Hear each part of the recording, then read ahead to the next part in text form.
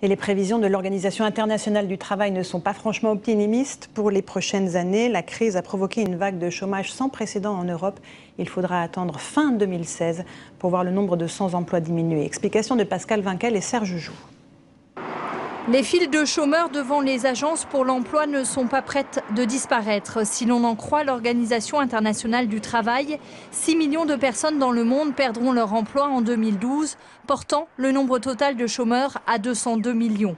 La dégradation se poursuivra en 2013 avec 207 millions de chômeurs, un record.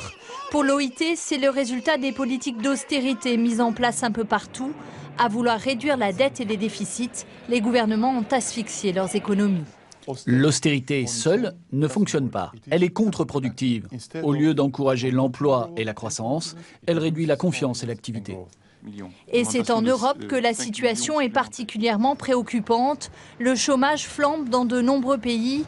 En France, il flirte avec les 10%. L'Espagne dépasse les 24%. L'OIT encourage les gouvernements à mettre en place au plus vite des stratégies de relance. En France, comme partout en Europe, le débat est ouvert.